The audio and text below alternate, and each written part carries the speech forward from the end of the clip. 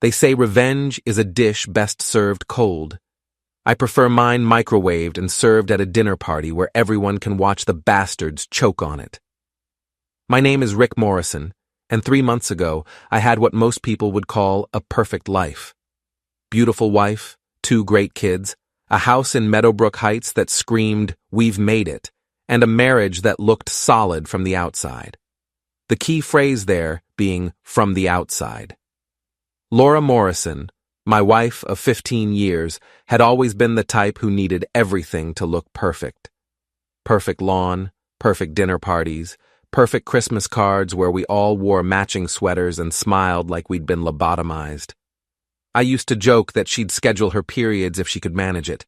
But lately, the cracks in our perfect facade had started showing, and I was getting tired of spackling over them. "Rick, did you remember to pick up the wine for tonight?" Laura called from upstairs, her voice carrying that particular edge that meant I'd already disappointed her somehow. Tonight. Right. Mike Lane and his wife Rebecca were coming over for dinner. Again. For the 4th time this month, which was about 3 times more than I could stomach Mike's smug face and his habit of explaining my own job to me. "Got it," I called back, looking at the bottles of overpriced Cabernet sitting on the kitchen counter. The good stuff, just like you asked. Mike Lane was Laura's best friend from college, though best friend seemed like an inadequate term for someone who called my wife at 10 p.m. to discuss his feelings about his marriage. He was one of those guys who wore expensive cologne to hide the stench of his personality, a successful lawyer who drove a BMW and treated every conversation like a cross-examination. The worst part? He was actually good-looking in that polished Ken doll way that made me want to check if there was anything anatomically correct going on down there. "Daddy, why does Mom always act weird when Mr. Lane comes over?" Before we dive deeper into this story, I have one small request. Please subscribe, drop a like, comment, and hit that hype button to boost this channel so more people can discover these incredible Reddit stories. I turned to find my 13-year-old son Jamie standing in the kitchen doorway, controller in hand, looking genuinely puzzled. Kid had always been sharp, too sharp sometimes. "What do you mean, weird?" I asked, though I knew exactly what he meant. Like, she changes her clothes 3 times and puts on that perfume that makes me sneeze, and she gets all giggly. Jamie made a face. "It's gross." Out of the mouths of babes. "Your mom just wants to be a good hostess, buddy." "Mrs. Lane seems nice, though," Jamie continued. "She always asks about my games and actually listens, not like Mr. Lane." Rebecca Lane was indeed nice, quiet, thoughtful, with the kind of intelligence that didn't need to announce itself every 5 minutes. She was also completely invisible to her husband, which should have been my first clue about what kind of man Mike really was. "Why don't you go set up in the basement for tonight?" I suggested. "You and Chloe can hang out down there while the adults do their boring adult thing." Jamie nodded and headed off, but not before adding, "Mr. Lane talks to you like you're stupid, Dad. I don't like it." Smart kid. Smarter than his old man, apparently, because it took me another month to figure out what was really going on. Laura came downstairs wearing a black dress that I'd never seen before, something that happened with increasing frequency these days. Her hair was perfect, her makeup flawless, and she smelled like she'd bathed in expensive perfume. "How do I look?" she asked, doing a little spin. "Like you're trying to impress someone," I said, then immediately regretted it when her face went cold. "I'm trying to look nice for our guests, Rick. Some of us care about making a good impression." There it was, the subtle dig that suggested I didn't care, that I was somehow failing as a husband because I preferred comfort over fashion and honesty over performance. The doorbell rang before I could respond, which was probably for the best. "I'll get it," Laura said, smoothing down her dress and checking her reflection in the hallway mirror one more time. I heard Mike's voice before I saw him, loud, confident, the kind of voice that expected everyone to stop what they were doing and pay attention. "Laura, you look absolutely stunning tonight." I walked into the foyer to find Mike holding my wife's hands, looking her up and down like he was appraising a piece of art he was thinking about buying. Rebecca stood behind him, holding a bottle of wine and wearing a polite smile that didn't quite reach her eyes. "Rick," Mike said, finally acknowledging my existence with a firm handshake that lasted just a little too long. "Good to see you, buddy." I hated being called buddy by Mike almost as much as I hated the way he looked at my wife. "Mike, Rebecca." I took the wine from Rebecca and gave her a genuine smile. "Thanks for this. How are you doing?" "Oh, Rebecca said with a slight shrug. "Keeping busy with the kids' activities. Mike has been working so much lately I barely see him." "Important case," Mike said, not looking at his wife. "High-profile client. You wouldn't understand the pressure, Rick." And there it was, the first condescending comment of the evening. We weren't even through the appetizers yet. Dinner was the usual performance. Laura had made her famous chicken marsala, which was actually pretty good, though she'd never admit she got the recipe from her mother. Mike dominated the conversation, talking about his cases, his clients, his opinions on everything from politics to wine selection. "You know, Rick," Mike said, cutting into his chicken with surgical precision. "Laura was telling me about some security issues at your company. Sounds like you guys could use some legal consultation." I glanced at Laura, who suddenly became very interested in her wine glass. "What security issues?" "Oh, just some concerns about data protection, compliance issues." Mike waved his hand dismissively. "Nothing you can't handle, I'm sure, but sometimes it helps to have a professional perspective." The thing was, we didn't have any security issues.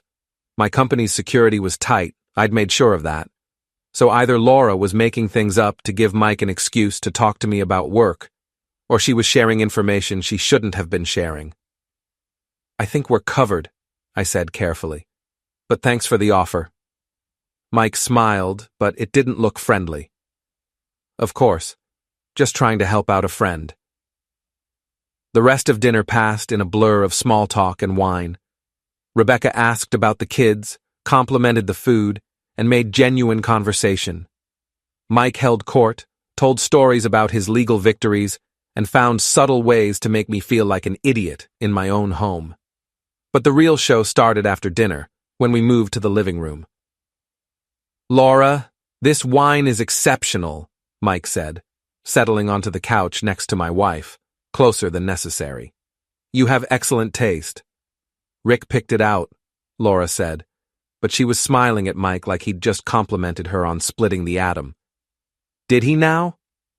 Mike looked at me with surprise. "Well, good choice, buddy." I was starting to understand how people ended up on those true crime shows. Rebecca sat in the armchair across from me, and I noticed she was watching her husband with an expression I couldn't quite read. Not anger, exactly. More like resignation. "So, Rebecca," I said, "how's your book club going?" Her face lit up. "Oh, it's wonderful. We just finished reading this mystery novel about a woman who discovers her husband is having an affair. Very well written, though the ending was a bit intense." "Sounds interesting," I said. "What happens in the end?" "Well, she gets her revenge, of course, but not in the way you'd expect." Rebecca took a sip of her wine. "She's very clever about it, very patient." Mike wasn't paying attention to his wife's literary discussion. He was too busy laughing at something Laura had whispered to him. "I should probably get going soon," Rebecca said, checking her watch. "Early morning tomorrow." "Oh, but we're having such a good time," Laura protested. "Mike was just telling me about his new case." "Was he?" Rebecca's voice was perfectly pleasant, but there was something underneath it. "He doesn't usually discuss his work at home anymore." Mike finally looked at his wife. "This is different. Laura understands the complexities." I felt something cold settle in my stomach. Laura understands the complexities, like his own wife wouldn't. "Well," I said, standing up, "it has been fun, but Rebecca's right. It's getting late." Mike looked annoyed at being rushed, but he couldn't argue without seeming rude. The goodbyes took another 10 minutes, with promises to do it again soon and compliments about the dinner. After they left, I helped Laura clean up in silence. She was humming, actually humming, while she loaded the dishwasher. "Good evening," she said finally. "Yeah, great." Mike really appreciates having someone to talk to about his work. Rebecca doesn't really understand the legal world. Right, because she's only married to a lawyer. Laura shot me a look. "Don't be sarcastic, Rick. It doesn't suit you."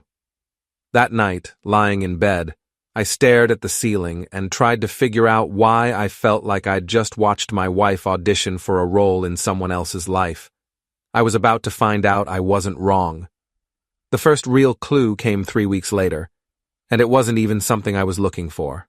I was doing laundry, one of the many household tasks that had somehow become my responsibility, when I found a receipt in Laura's jeans pocket, the Grandview Hotel, room service for 2, champagne and strawberries, last Tuesday afternoon. Last Tuesday, Laura had told me she was having lunch with her sister. I stood there in our laundry room holding this piece of paper and felt the bottom drop out of my world. The Grandview was downtown, expensive, the kind of place you went for special occasions or when you wanted to impress someone or when you wanted privacy. My hands were shaking as I took a picture of the receipt with my phone. I wasn't sure why. Some instinct for self-preservation, maybe. Evidence for later, when I'd need to prove to myself that this was really happening. The smart thing would have been to confront Laura immediately.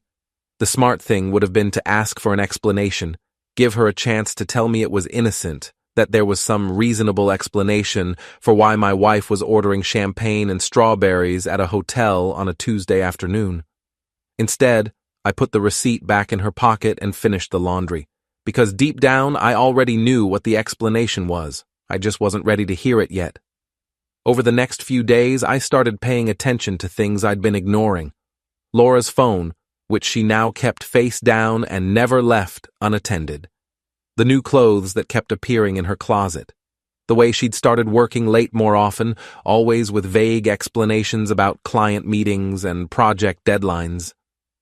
The way she'd started saying Mike's name more often in casual conversation, like she was testing how it sounded.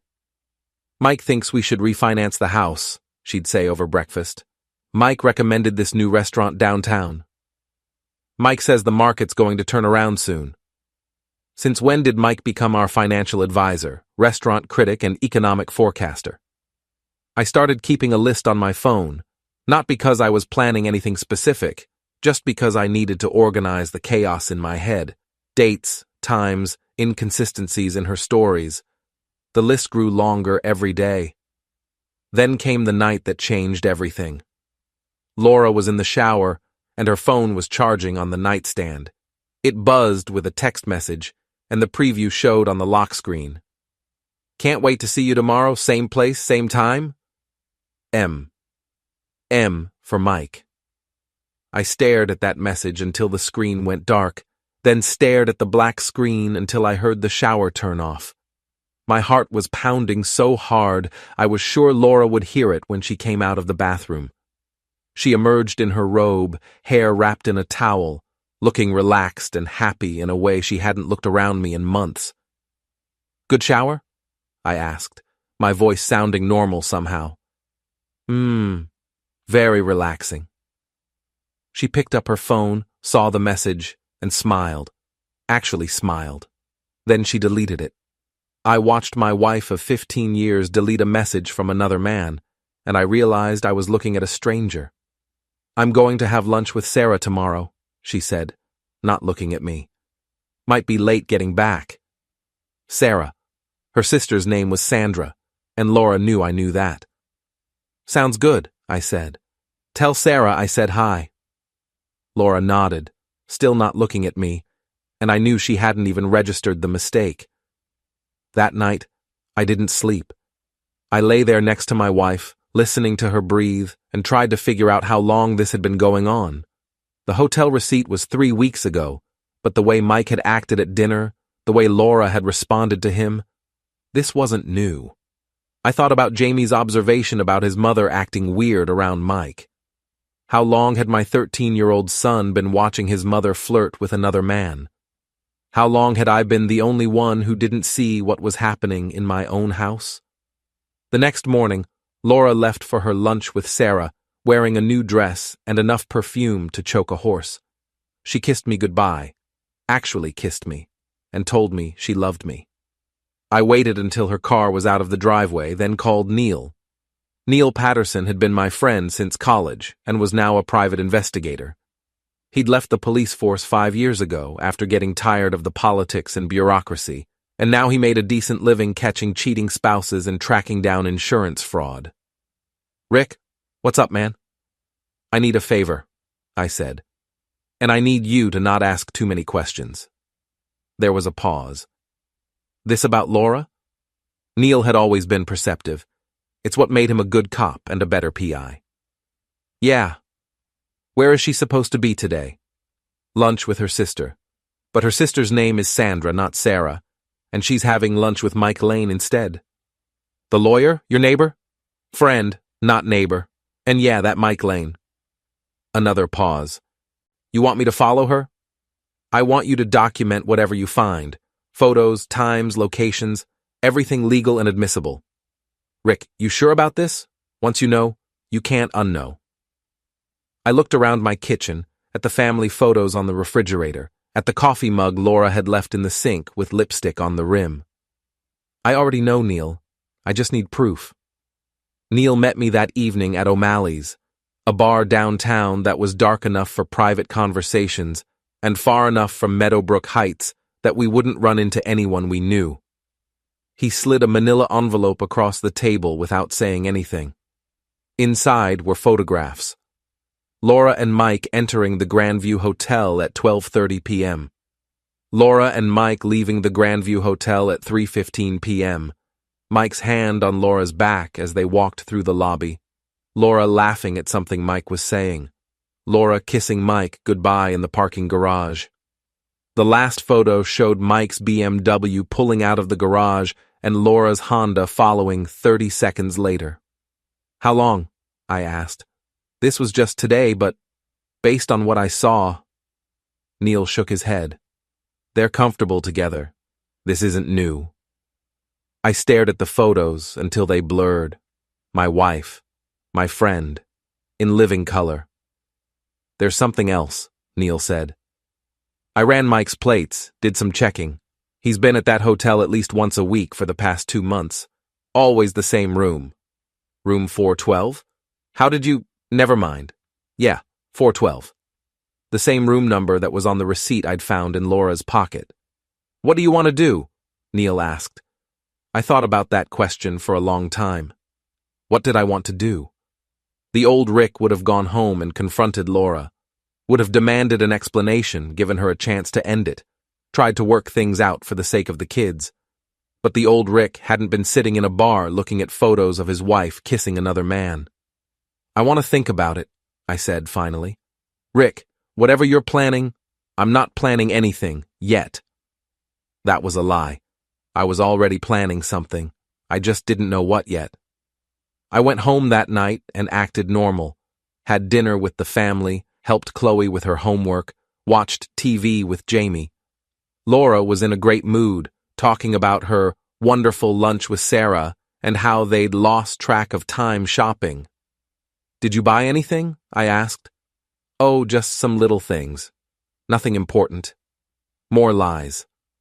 The photos showed her coming out of the hotel empty-handed. After the kids went to bed, Laura and I sat in the living room pretending to watch some show about house flippers. She was texting someone, smiling at her phone. "Good episode," I said when it ended. Laura agreed, though she hadn't looked at the TV once. "I was thinking we should have Mike and Rebecca over again soon," I said casually. Laura's head snapped up. "Really? I thought you didn't like having them over." "I've been thinking about what Mike said about the legal consultation. Maybe he's right. Maybe I should get a professional perspective." Laura's smile was radiant. "That's a great idea, Rick. I think Mike would really appreciate that." I bet he would. "Why don't you call him tomorrow? Set something up for this weekend?" I will, Laura said, already reaching for her phone. I'll call him first thing. I went to bed that night, knowing exactly what I was going to do. Mike wanted to give me a professional perspective.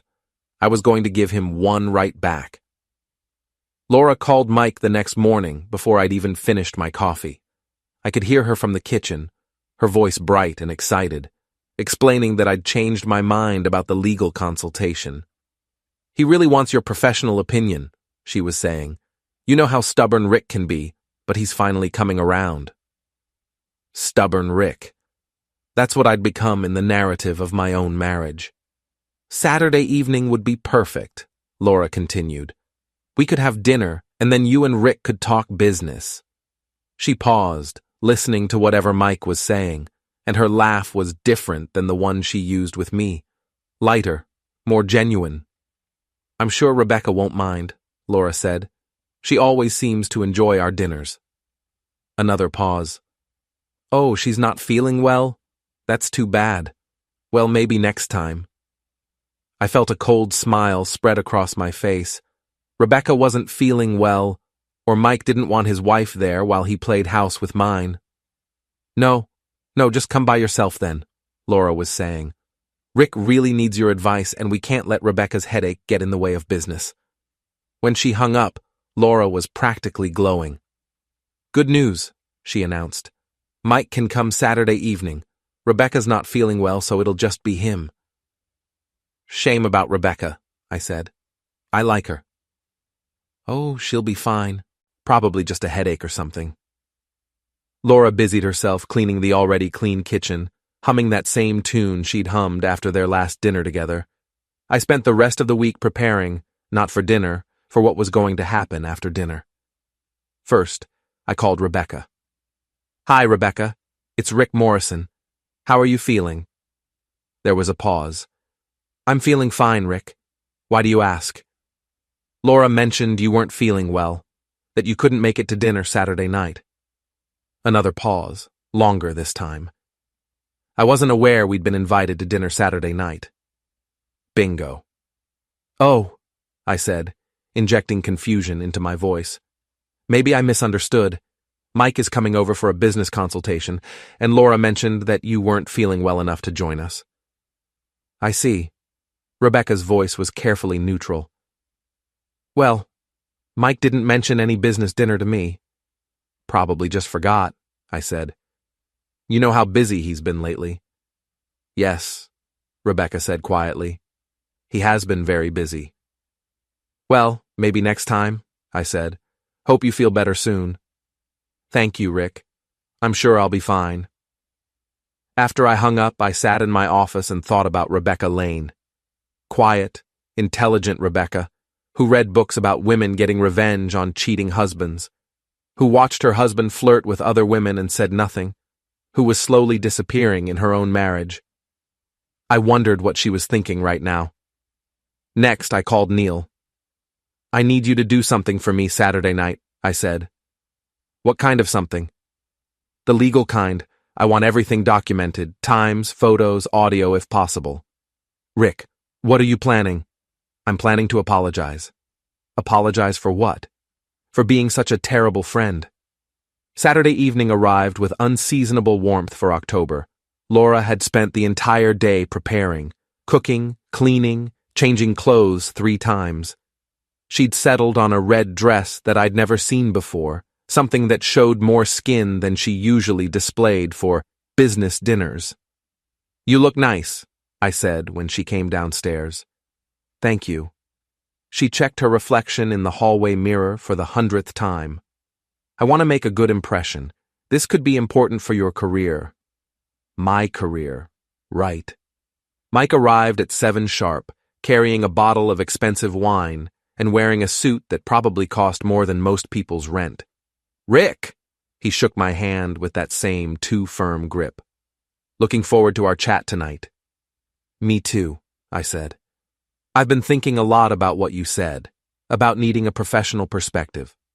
Smart man, it's always good to get expert advice. Laura appeared at my elbow, radiant in her red dress. Mike, you look wonderful. And this wine. You shouldn't have. Only the best for my favorite hostess, Mike said, and I watched him look my wife up and down like she was on the menu. Dinner was Laura's best performance yet. She'd made beef Wellington, something she'd never attempted before, and it was actually impressive. The conversation flowed easily, with Mike holding court as usual and Laura hanging on his every word. I played my part perfectly, the grateful husband, finally ready to listen to Mike's wisdom. I asked questions about legal compliance, nodded thoughtfully at his responses, and generally acted like a man who'd finally recognized his intellectual superior. You know, Rick, Mike said over dessert, I have to say I'm impressed. Most people in your position would be too proud to ask for help. Most people in my position don't have access to someone with your expertise, I replied. Mike preened. Laura beamed. I counted down the minutes until showtime. After dinner, we moved to the living room. Laura served coffee and cognac, then excused herself to clean up the kitchen, though I noticed she took her time about it, finding reasons to walk past the living room doorway every few minutes. So, Mike said, settling into my favorite chair with his cognac, tell me about these security concerns. Well, I began, it's interesting that you mentioned security, because I've been having some concerns about that lately. Oh? What kind of concerns? Personal security mostly. You know how it is. You think you can trust the people closest to you, and then you find out you can't. Mike's smile faltered slightly. I'm not sure I follow. Oh, I think you do. I pulled out my phone and opened the photo gallery. I think you follow perfectly. I turned the phone toward him, showing him the first photo Neil had taken. Mike and Laura entering the Grandview Hotel. Mike went very still. Rick, I can explain. Can you? I swiped to the next photo, Mike's hand on Laura's back, because I'd love to hear the explanation for this. It's not what it looks like. Really? Another swipe, Laura kissing Mike goodbye. What does it look like to you? Mike set down his cognac with shaking hands. Rick, you have to understand. Oh, I understand perfectly. I stood up, still holding the phone. I understand that my wife has been sleeping with my friend for at least 2 months. I understand that you've been coming into my home, eating my food, and laughing at me behind my back. I understand that you're both liars and cheats. Rick, please let me explain. Explain what? Explain how you convinced my wife to betray her family? Explain how you looked me in the eye and called me buddy while you were screwing my wife? Explain how you're going to tell your wife about this? Mike went pale. You can't tell Rebecca. She doesn't need to know about this. Doesn't she? I think she has a right to know what kind of man she married. Rick, please, think about what this would do to our families, to the kids. I am thinking about the kids. My kids, who've been watching their mother act like a lovesick teenager around another man. Laura appeared in the doorway, drawn by the sound of raised voices. She took one look at my phone, at Mike's face, and knew the game was over. Rick, she said quietly. Laura, perfect timing. Mike was just about to explain to me how this is all a big misunderstanding. Laura moved into the room, her face pale but her chin raised defiantly. How long have you known? Long enough. The question is, how long has this been going on? Rick, I never meant for this to happen. But it did happen, again and again, every Tuesday for 2 months, according to the hotel records. Mike stood up abruptly. I should go. Sit down, I said, and something in my voice made him obey. We're not finished here. What do you want? Laura asked. What do I want? I laughed, and it didn't sound like a pleasant sound. I want my wife back. I want my friend back. I want the last 2 months of my life back. But since I can't have any of those things, I'll settle for an apology. Rick, Mike started. Not from you. From her. I looked at Laura. I want you to apologize. To me, to the kids, and to Rebecca. Rebecca doesn't have to know about this, Laura said quickly. Oh, but she does. She absolutely does. Because you see, I called Rebecca earlier this week, asked her how she was feeling, mentioned that she wasn't coming to dinner because she was sick. Mike's face went white. Funny thing, I continued. Rebecca had no idea what I was talking about, didn't know anything about a business dinner, wasn't sick at all. You bastard, Mike whispered. No, Mike, you're the bastard. I'm just the husband who figured it out. Laura was crying now, mascara running down her cheeks. Rick, please, we can work this out. We can go to counseling. We can get divorced, I said calmly, and Mike can explain to Rebecca why their marriage is over too. Please, Mike said. Don't do this. Think about what you're destroying. I'm not destroying anything.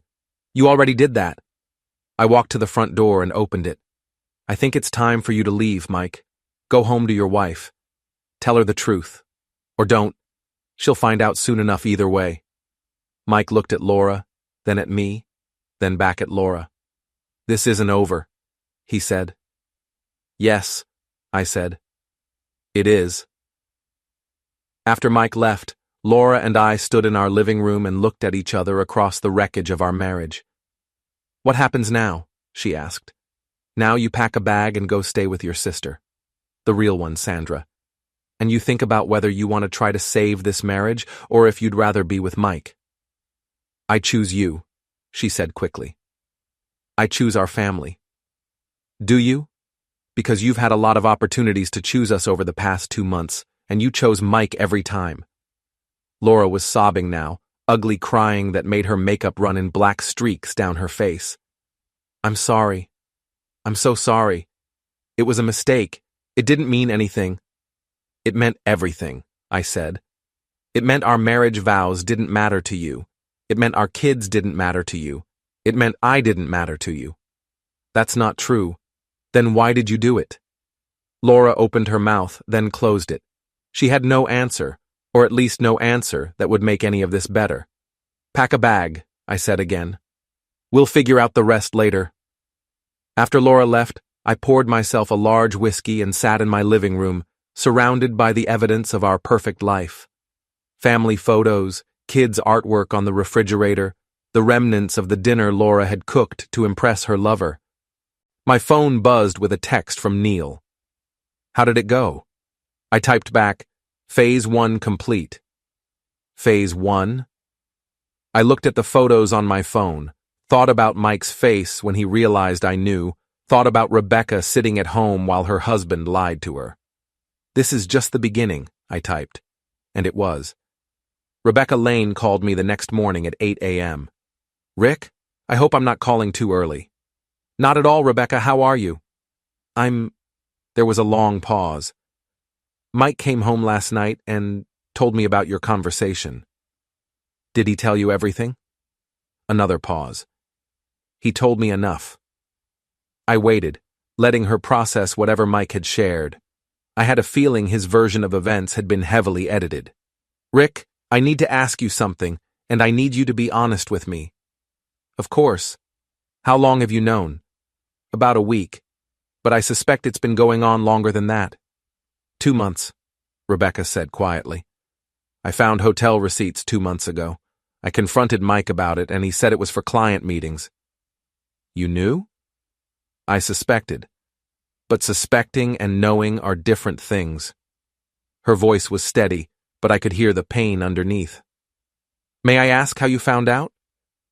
I told her about the receipt, about Neil's investigation, about the photos. I didn't spare any details. She deserved to know exactly what her husband had been doing. I see, she said when I finished. And Laura? How is she handling this? She's staying with her sister for now. We haven't decided what comes next. But you have decided about Mike and me. It wasn't a question. Rebecca, I'm sorry. I know this isn't what you wanted to hear.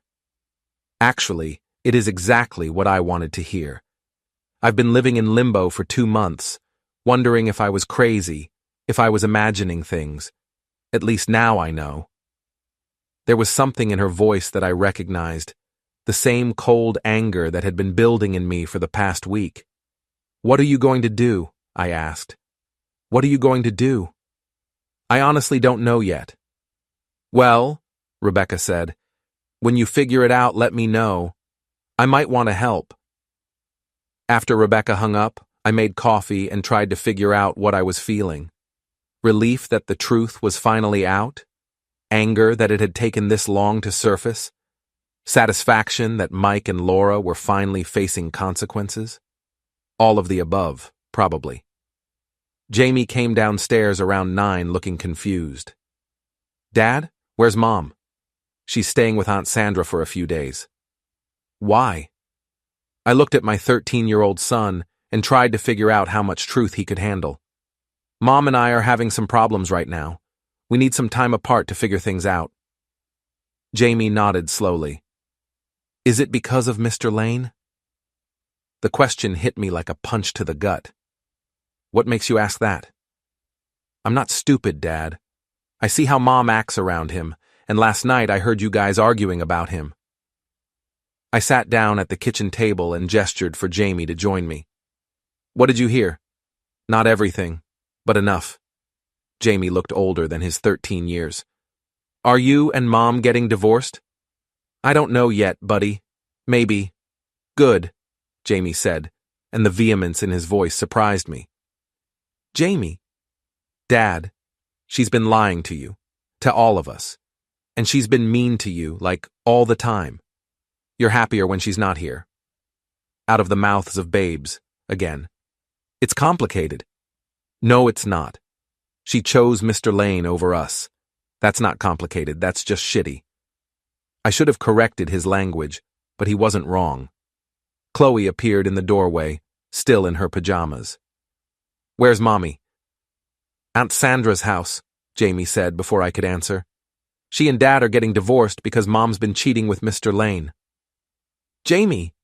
I started to protest, but Chloe just nodded. I know, she said matter-of-factly. Mommy's been acting weird for forever, and Mr. Lane is gross. I stared at my 10-year-old daughter. You know? I'm not blind, Daddy. Mommy gets all giggly around him and wears her fancy perfume, and he looks at her like Tommy Brennan looks at the cookies in the cafeteria. How do you feel about that? Chloe shrugged. Sad, I guess, but not surprised. Mommy hasn't been very nice to you lately. I pulled both kids into a hug, marveling at their resilience and hating that they'd had to develop it. Whatever happens, I said, you guys are my priority. Always. We know, Dad, Jamie said. You're the good parent. The rest of the weekend passed quietly. Laura called several times, but I let it go to voicemail. I wasn't ready to hear her apologies or her promises to change. I needed time to think, to plan, to decide what kind of man I wanted to be when this was all over. Monday morning brought the first real consequence of my revelation. Mike called at 7 a.m. Rick, we need to talk. I think we said everything that needed to be said Saturday night. Rebecca's filing for divorce. Good for her. She's going to take everything. The house, the kids, half my practice. Maybe you should have thought about that before you started sleeping with my wife. There was a long silence. This doesn't have to destroy both our families, Mike said finally. You already destroyed both our families. I'm just making sure everyone knows who's responsible. What do you want? What do I want? I laughed. I want you to leave my wife alone. I want you to stay away from my family. And I want you to face the consequences of your choices like a man instead of whining about how unfair it all is. And if I don't, then you'll find out exactly how creative I can be when someone threatens my family. Mike hung up without another word. An hour later, Laura called. Rick, Mike says you're trying to destroy his marriage. Mike destroyed his own marriage when he decided to cheat on his wife. But Rebecca doesn't have to know all the details. Yes, she does. She deserves to know exactly what kind of man she married. What about what I deserve? What about our marriage? What about it, Laura? You threw it away for hotel room intimacy with a man who's now trying to convince you to help him cover up his crimes. They're not crimes. Adultery is a crime in some states, but even if it wasn't, it's a betrayal. Of me, of Rebecca, of our kids. The kids don't have to know. The kids already know. They've known for weeks. They're not stupid, Laura. They see everything. There was a long silence. What do you want me to do? Laura asked finally. I want you to decide what's more important to you, your marriage or your affair, because you can't have both. I already chose. I chose you. I chose our family. Did you? Because you're still defending Mike. You're still trying to protect him from the consequences of what you both did. I'm trying to protect our families. You're trying to protect yourself. There's a difference. Laura started crying again. Rick, please. I made a mistake. I know I did, but we can fix this. Can we? Because from where I'm sitting, it looks like you're more concerned about Mike's reputation than about our marriage. That's not true. Then prove it. Cut all contact with Mike. Help Rebecca with her divorce. Show me that you understand what you've done and that you're willing to face the consequences. I can't testify against Mike in his divorce. Why not?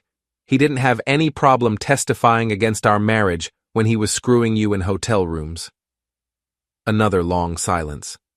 I need time to think, Laura said finally. Take all the time you need. But understand that every day you spend protecting Mike is another day you're choosing him over us. After Laura hung up, I sat in my office and thought about the conversation. She was still defending Mike, still trying to minimize the damage to his life while our marriage burned down around us. That's when I realized Laura had already made her choice. She'd made it 2 months ago in a hotel room, and she was still making it every day. My phone rang. Rebecca. How are you holding up? She asked. I've been better. You? The same. I filed the papers this morning. How do you feel? Terrified, relieved, angry, all at the same time. She paused. Rick, can I ask you something? Of course. Are you going to try to save your marriage? I thought about Laura's phone call, about her continued defense of Mike, about my kids' resigned acceptance of their mother's betrayal. I don't think there's anything left to save, I said. Good, Rebecca said, because I have an idea. What kind of idea? The kind that makes sure Mike and Laura understand exactly what they've done to our families. I found myself smiling for the first time in days. I'm listening. Rebecca and I met for coffee Tuesday morning at a place called The Grind, far enough from Meadowbrook Heights that we wouldn't run into anyone from our social circle. She looked different than I'd ever seen her, tired but determined. There was a steel in her eyes that I didn't think Mike had ever bothered to notice. Thank you for meeting me, she said as I sat down with my coffee. Thank you for calling. I have to admit I'm curious about this idea of yours. Rebecca opened a leather portfolio and pulled out a stack of papers. I've been busy since we talked yesterday. Bank records, credit card statements, hotel receipts, phone records. I looked at the documents spread across the table. How did you get all this? I'm on all the accounts. Mike never bothered to hide anything because he didn't think I was paying attention. Her smile was sharp. Men like Mike always underestimate their wives. She was right. I'd underestimated Laura for years, assumed she was just focused on social appearances and domestic perfection. I'd missed all the signs that she was capable of systematic deception. What am I looking at? I asked, scanning the papers. 2 months of evidence. Hotel charges, restaurant bills, gifts Mike bought for Laura that he told me were for clients. Rebecca pointed to a credit card statement. This charge here? Lingerie from Victoria's Secret. Mike told me it was a gift for his secretary's birthday. Jesus. It gets better. Or worse, depending on your perspective. She flipped to another page. These are the phone records. Mike has been calling and texting Laura every day for 2 months, sometimes 20 or 30 times a day. I stared at the numbers, feeling sick. 20 or 30 calls a day meant they were in constant contact. This wasn't just a physical affair. It was an emotional relationship. There's more, Rebecca continued. Mike withdrew $5,000 in cash last month. When I asked him about it, he said it was for a client dinner. But look at this. She showed me another receipt. The Grandview Hotel, presidential suite, for 3 days. The same weekend Mike told me he was at a legal conference in Chicago. He took her away for a weekend? While I was home with our kids, thinking my husband was working. Rebecca's voice was steady, but her hands were shaking slightly. They had a romantic getaway while I made excuses to the neighbors about why Mike wasn't at the barbecue he'd promised to attend. I thought about that weekend. Laura had told me she was visiting her college roommate in Boston. I'd stayed home with Jamie and Chloe, ordered pizza, and actually had a good time without the constant tension of Laura's presence. What do you want to do with all this? I asked. I want to destroy them, Rebecca said simply. Not physically, not illegally, but I want them to face the full consequences of what they've done. I want everyone to know what kind of people they really are. Everyone. Their friends, their colleagues, their families, everyone who's been fooled by their performances. I looked at Rebecca, quiet, overlooked Rebecca, and realized I'd been underestimating her too. What did you have in mind? Rebecca smiled, and it wasn't a pleasant expression. Mike is up for partner at his law firm next month. It's the biggest career milestone of his life. He's been working toward it for 5 years. And the partners at Whitman, Kessler, and Associates take a very dim view of moral turpitude, especially when it involves misusing company resources for personal affairs. She showed me another set of documents. Mike used his company credit card for some of these hotel charges, claimed they were client meetings, but I have proof that he was with Laura, not clients. That's fraud. It's certainly a violation of company policy, the kind that would disqualify someone from partnership consideration. I was beginning to understand Rebecca's plan, and I had to admire its elegance. What about Laura? I asked. Laura works in public relations, correct? For Morrison and Associates? Brennan and Associates, but yes, PR. How do you think her clients would feel about their public relations executive being involved in a very public adultery scandal? I thought about Laura's biggest client, a family values organization that promoted traditional marriage and conservative social policies. The irony would be delicious if it weren't so devastating. You've really thought this through, I said. I've had 2 months to think about it. 2 months of wondering if I was crazy, if I was imagining things, if I was a terrible wife for suspecting my husband. Rebecca's voice hardened. I'm done wondering. I'm done making excuses. I'm done being the understanding wife who pretends not to notice when her husband comes home smelling like another woman's perfume. What do you need from me? I need the photos your friend took. I need you to document any contact between Mike and Laura going forward. And I need you to be willing to provide testimony if necessary. Testimony for what? The divorce proceedings, obviously, but also for the complaint I'm filing with the State Bar Association. I stared at her. The State Bar? Adultery is considered conduct unbecoming of an attorney in this state. Mike could face professional sanctions, including suspension or disbarment. Rebecca had done her homework. This wasn't just revenge. It was systematic destruction. When? I asked. This week. I want to move quickly, before they have a chance to coordinate their stories or hide evidence. What about your kids? For the first time, Rebecca's composure cracked slightly. My kids have been living with a father who lies to them every day, who misses their school events because he's with another woman, who treats their mother like she's invisible. She straightened her shoulders. They deserve better than that. I thought about Jamie and Chloe, about their matter-of-fact acceptance of their mother's betrayal, about how they'd said I was the good parent. Okay, I said. I'm in. Rebecca smiled, and this time it was genuine. Thank you, Rick. I couldn't do this alone.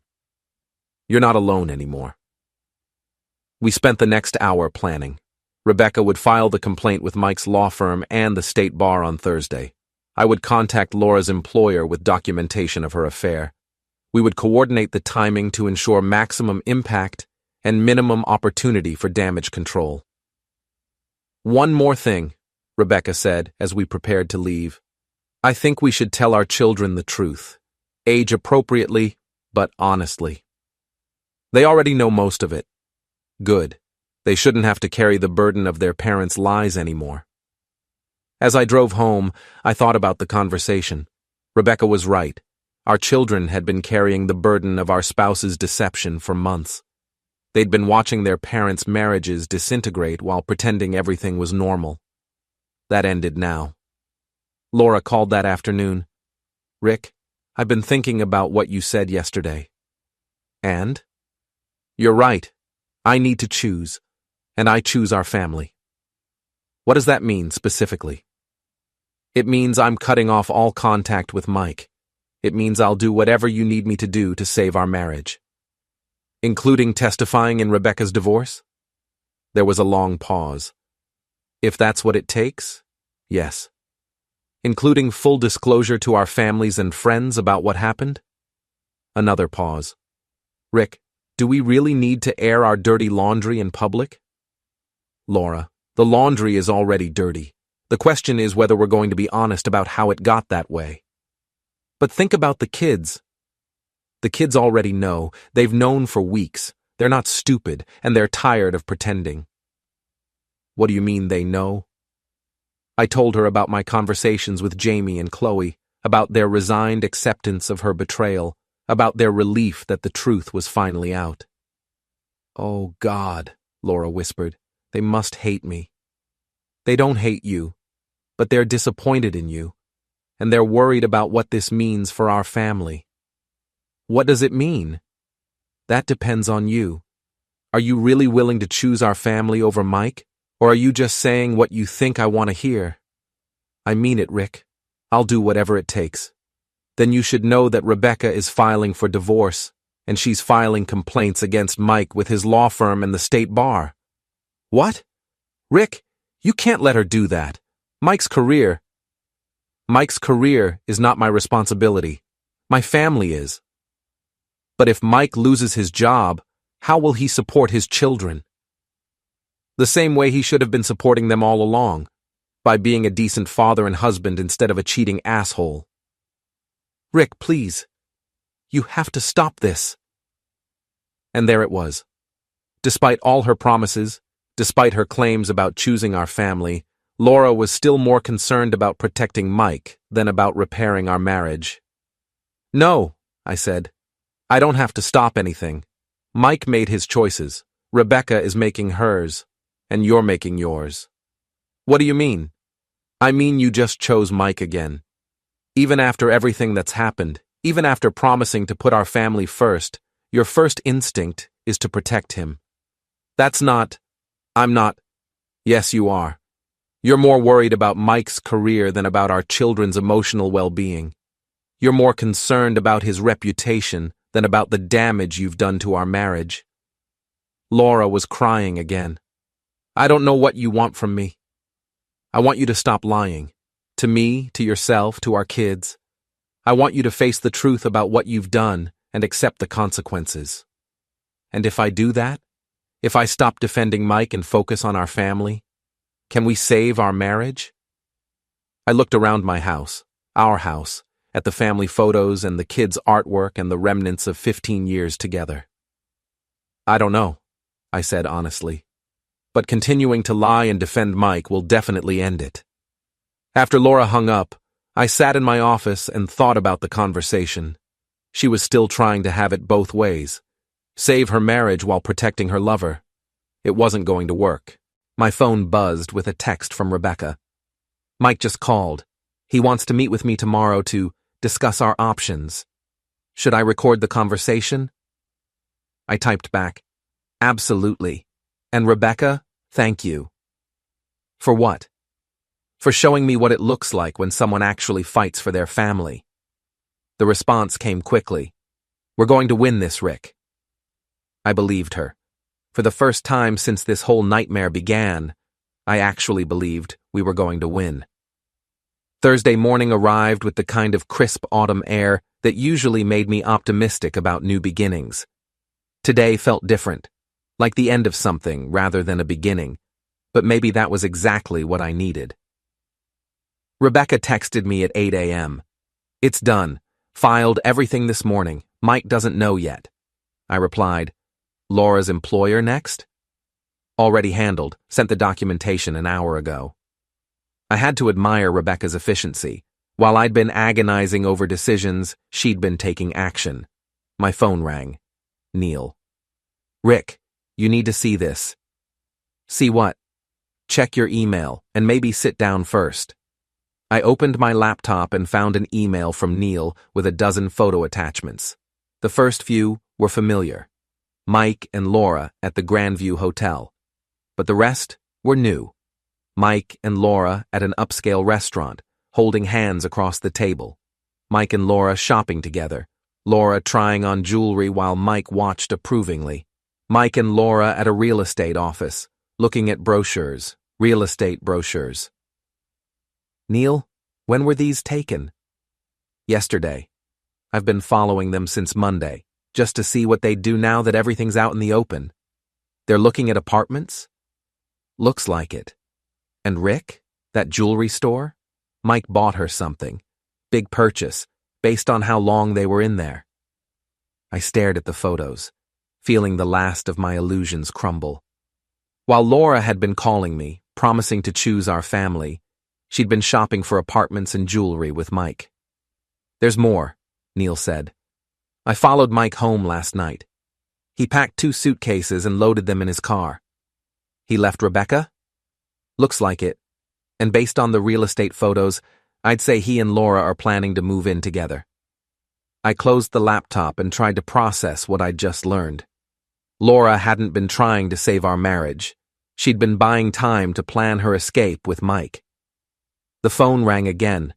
This time it was Rebecca. "Rick, Mike just called. He's coming over to get the rest of his things. He says he's leaving me for Laura." "I know. Neil has photos of them apartment hunting yesterday. While she was promising to save your marriage?" "Apparently." There was a long pause. "I'm sorry, Rick. I know this isn't what you wanted to hear." "Actually, it is exactly what I needed to hear. Now I know where we stand." "What do you want to do?" I thought about my conversation with Laura the day before, about her promises and her lies, about my children's resigned acceptance of their mother's betrayal. "I want to watch them burn," I said. "Good, because I have an idea." An hour later, I was parked outside Rebecca's house, watching through binoculars as Mike loaded boxes into his BMW. He looked different than I'd ever seen him, younger somehow, like a man who'd just escaped from prison.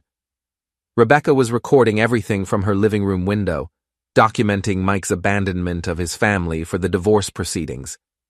My phone buzzed with a text from Laura. "Can we talk? I have something important to tell you." I typed back, "I already know about the apartment hunting and the jewelry. Save your breath." The response came quickly. "How did you—" "Never mind, Rick, I can explain." "No need. You've explained everything perfectly. It's not what you think, it's exactly what I think. You've been planning to leave with Mike while pretending to want to save our marriage."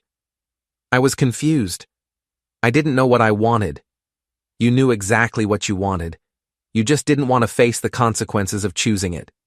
"Rick, please, let me come home so we can talk about this properly." I looked at the photos on my phone, Laura and Mike looking at apartments, planning their new life together while lying to their spouses. "No," I typed. "You made your choice. Live with it." My phone rang immediately. I let it go to voicemail. Then it rang again, and again. Finally, I answered. "Rick, you have to listen to me." "No, Laura, I don't. You've been lying to me for months. You lied on Monday when you promised to choose our family. You lied yesterday when you said you'd cut contact with Mike. You're probably lying right now." "I'm not lying." "Yes, I went apartment hunting with Mike, but that was before I decided to save our marriage." When did you decide that? Before or after you let Mike buy you jewelry? Silence. That's what I thought, I said.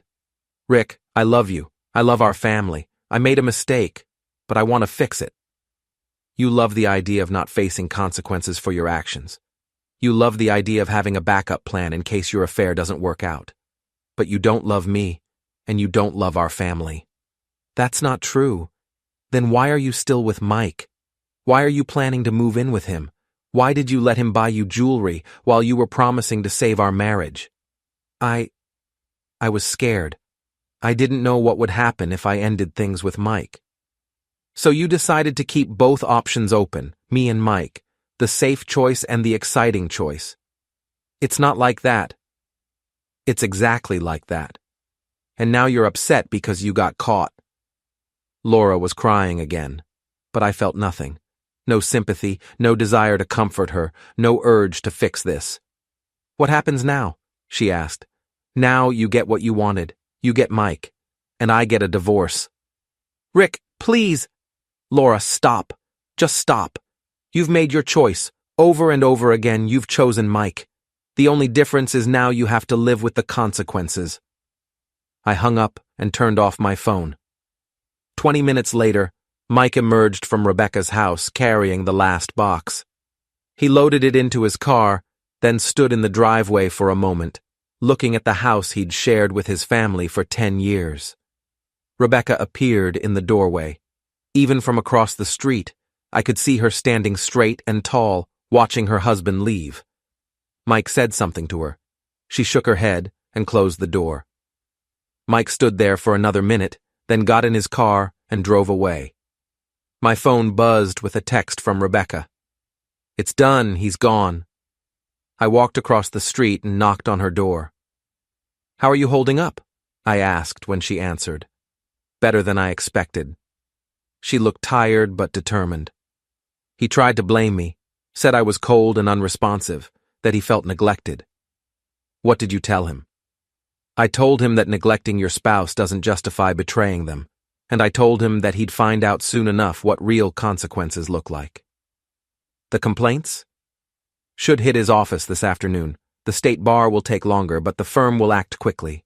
They can't afford to have a partner involved in a public adultery scandal. And Laura's job? I sent everything to her supervisor this morning. Photos, hotel receipts, credit card statements showing personal purchases on company time. I felt a grim satisfaction. Laura's employer was a conservative PR firm that specialized in family values clients. An adultery scandal would be career suicide. What about the kids? I asked. I told them the truth, that their father chose to leave us for another woman, and that he'll have to live with the consequences of that choice. How did they take it? Better than I expected. I think they've been waiting for someone to finally be honest with them. We stood in her doorway, two people whose marriages had just ended, and I realized I felt lighter than I had in months. Rebecca, can I ask you something? Of course. Do you regret it? Any of it? She thought for a moment. I regret that it took me so long to stop making excuses for him. I regret that my children had to watch their father lie to their mother for months. But do I regret exposing the truth? Do I regret making Mike face consequences for his actions? She smiled, and it was the first genuinely happy expression I'd seen from her in months. Not for a second. My phone buzzed with a call from an unknown number. I ignored it. Then it buzzed again, and again. Finally, I answered. Rick, thank God. This is Mike. What do you want, Mike? I need you to stop Rebecca. She's trying to destroy my career, my reputation, everything I've worked for. Good. Rick, please, think about what this will do to our families, to the kids. I am thinking about the kids. My kids, who've been watching their